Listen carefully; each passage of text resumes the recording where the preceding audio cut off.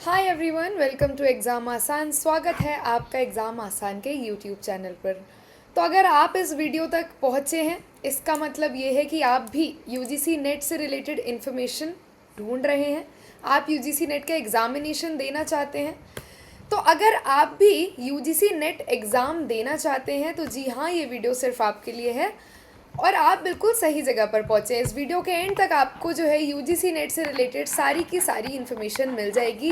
क्या सिलेबस होना है, क्या एग्ज़ाम पैटर्न रहता है, क्या क्वालिफ़िकेशन क्राइटेरिया होता है। ठीक है, तो वीडियो के एंड तक बने रहिए। एंड तक आपको सारी जानकारी मिल जाएगी। हो सकता है आपने इससे पहले एग्ज़ाम दिया हो सकता है आपने क्या पता किसी के रेफरेंस में आके सिर्फ एग्ज़ाम दे दिया है और आपको कंप्लीट नॉलेज नहीं है, और हो सकता है कि आप फ्रेशर हैं।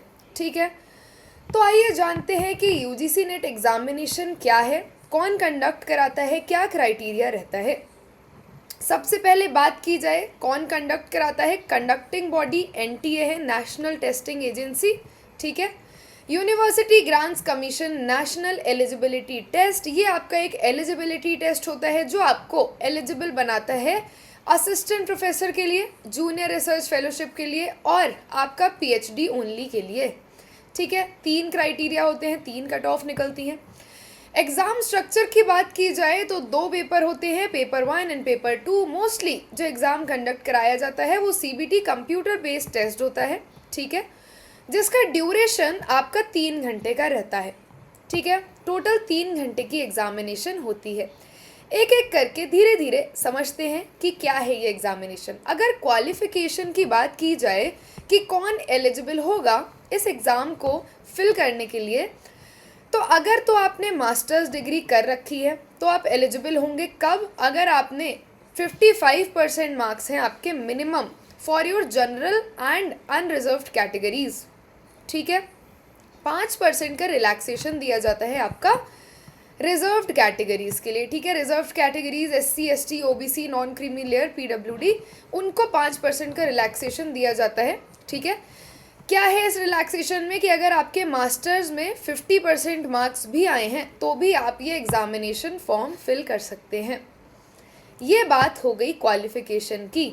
आइए देखते हैं कि एलिजिबिलिटी क्राइटेरिया और कंडीशंस क्या रहती हैं। फाइनल ईयर स्टूडेंट अगर आप हैं मास्टर्स में, अगर आपका मास्टर्स ऑन गोइंग है और आप फाइनल ईयर में हैं, आप एलिजिबल हैं अप्लाई करने के लिए। एक कंडीशन एनटीए की तरफ से ये है कि जब भी आपका यूजीसी नेट क्लियर हो रहा है, ठीक है, विद इन 2 ईयर्स आपका मास्टर्स की डिग्री आपके हाथ में होनी चाहिए। ठीक है, तो 3rd सेमेस्टर 4th सेमेस्टर के बच्चे दे सकते हैं।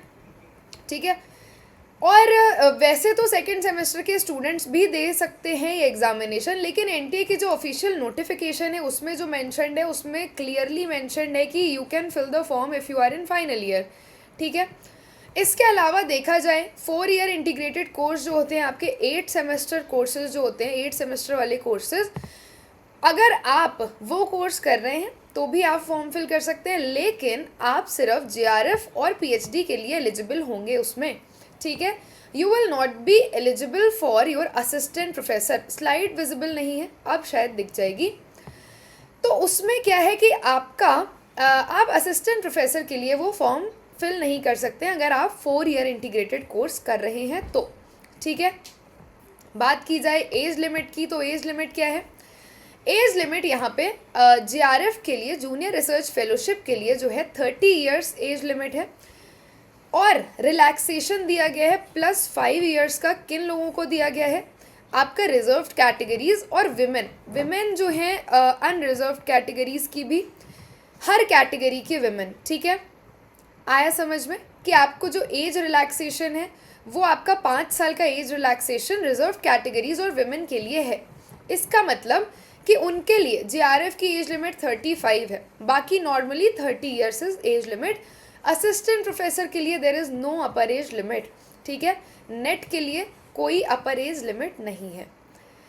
अब बात करते हैं एग्ज़ाम साइकिल की। ठीक है, तो आपका एग्ज़ाम जो है वो 2 साइकिल में होता है, एक है आपका जून साइकिल, एक है दिसंबर साइकिल। ठीक है, तो जो जून साइकिल वाला एग्ज़ाम कंडक्ट होता है अभी अपकमिंग जून में आएगा, राइट। तो उसका नोटिफिकेशन एप्लीकेशन वगैरह जो है अप्रैल की तरफ देखने के लिए मिलती हैं। उसके अलावा जून एंड की तरफ एग्ज़ामिनेशन होता है आपका, और उसके अलावा एक दिसंबर साइकिल का जो एग्ज़ामिनेशन है दिसंबर में कंडक्ट कराया जाता है। कभी कभी क्या है जनवरी फर्स्ट वीक तक भी पहुंच जाता है, डिपेंड करता है कि उसके एग्ज़ामिनेशन फॉर्म कब तक आए हैं। तो साल में क्या है आपका 2 बार ये एग्ज़ाम होता है, ठीक है। नोटिफिकेशन और एप्लीकेशन टाइमिंग वगैरह जो है दिसंबर की आपको अक्टूबर सितंबर की साइड देखने के लिए मिलती हैं। बात करें अगर हम एग्ज़ामिनेशन पैटर्न की, तो हमारे पास 2 पेपर होते हैं, पेपर 1 एंड पेपर 2। देखिए ये आपका 3 घंटे का एग्ज़ाम है, 3 आवर्स एग्ज़ामिनेशन।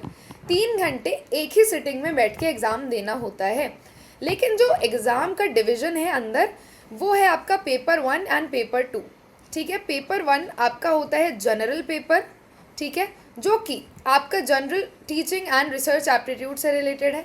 इसमें आपकी 10 यूनिट्स होती हैं, ठीक है। यूनिट्स जैसे कि teaching aptitude, research aptitude, communication, mathematical reasoning, logical reasoning, higher education, इस तरीके से आपकी, और कॉम्प्रीहेंशन वगैरह आपके पास 10 यूनिट्स हैं पेपर 1 में, जो कि सबके लिए कॉमन है। अब आपके पास है पेपर 2 जिसमें 100 क्वेश्चंस होते हैं, जो कि सब्जेक्ट स्पेसिफिक है। जैसे आपका अगर सब्जेक्ट कॉमर्स है तो आपका पेपर 2 कॉमर्स है। History, English, geography, political science, psychology, अलग अलग सब्जेक्ट्स के अलग अलग आपको दे रखा है सिलेबस। तो आप जिस भी सब्जेक्ट में आपने मास्टर्स किया हुआ है, आप उस सब्जेक्ट में क्या है अपना पेपर 2 ये फिल कर सकते हैं। ये बात हो गई आपका एग्ज़ामिनेशन पैटर्न की, ठीक है। इसके अलावा हर एक क्वेश्चन 2 मार्क्स का होता है, 2 मार्क्स पर क्वेश्चन, राइट। तो आपका पेपर 1 100 मार्क्स का और पेपर 2 200 मार्क्स का, टोटल 300 मार्क का एग्ज़ामिनेशन है, ठीक है। हर करेक्ट आंसर पर आपको 2 मार्क्स मिलते हैं, कोई नेगेटिव मार्किंग नहीं है, there is no negative marking, all questions carry equal weightage. Incorrect answer पे आपका कोई भी मार्क कट नहीं होगा, ठीक है। तो 300 मार्क्स का एग्ज़ामिनेशन है, ठीक है। इसके अलावा अगर हम देखें कि कैटेगरी कट ऑफ क्या रहती है, तो जेआरएफ की जो कट ऑफ है वो सबसे हाईएस्ट जाती है। देखिए एग्ज़ामिनेशन एक ही है, एग्ज़ाम एक है 300 मार्क्स का। फॉर एग्ज़ाम्पल आपके 200 मार्क्स आए हैं, ठीक है, और जो जेआरएफ की कट ऑफ गई है वो गई है 198, ठीक है। दैट मीन्स आपकी जेआरएफ की कट ऑफ क्लियर है। इसका मतलब you have JRF qualified 200 marks में। फॉर एग्ज़ाम्पल आपके आए हैं 200 मार्क्स, और आपकी जो असिस्टेंट प्रोफेसर की कट ऑफ है वो मान लीजिए अगर 198 जेआरएफ की है, 184 असिस्टेंट प्रोफेसर की है, और 170 आपकी पीएचडी ओनली की है।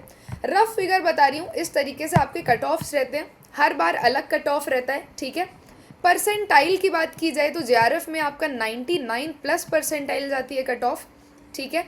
नेट और असिस्टेंट प्रोफेसर 96 परसेंटाइल या इसके आसपास जाती है, ठीक है।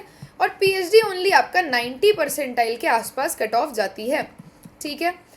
कम ज़्यादा हो सकता है, राइट। तो ये है आपका यूजीसी नेट के बारे में कंप्लीट इन्फॉर्मेशन। आई होप आपको सारी चीज़ें समझ में आई हैं, qualification related, eligibility criteria related, age limit क्या रहने वाली है, कब एग्ज़ाम होता है, एग्ज़ाम का पैटर्न क्या रहता है, कैसे आपके मार्किंग होती है, और आपका रिजल्ट्स कितने कैटेगरीज़ में आता है। तो अगर आप भी एग्ज़ामिनेशन देने का सोच रहे हैं, हमारे एग्ज़ाम आसान के यूट्यूब चैनल पर हाँ जुड़िए, सब्सक्राइब कीजिए चैनल। और हमारे ऐप पर क्या है, क्लासेस चल रही हैं एग्ज़ाम आसान ऐप पर, रिवीजन बैच चल रहा है, ठीक है। रिवीजन बैच में हम सारी की सारी प्रैक्टिस, पीवाईक्यू, मॉक सब कर रहे हैं, राइट।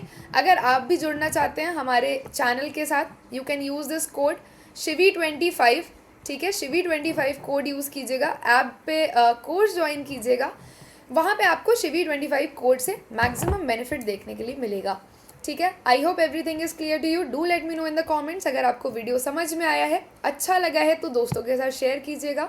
और अगर आपने अभी तक एग्ज़ाम आसान का यूट्यूब चैनल सब्सक्राइब नहीं किया है, ठीक है, तो make sure that you subscribe to the channel as well for the latest updates. Thank you for watching. Take care everyone. All the best. Bye bye.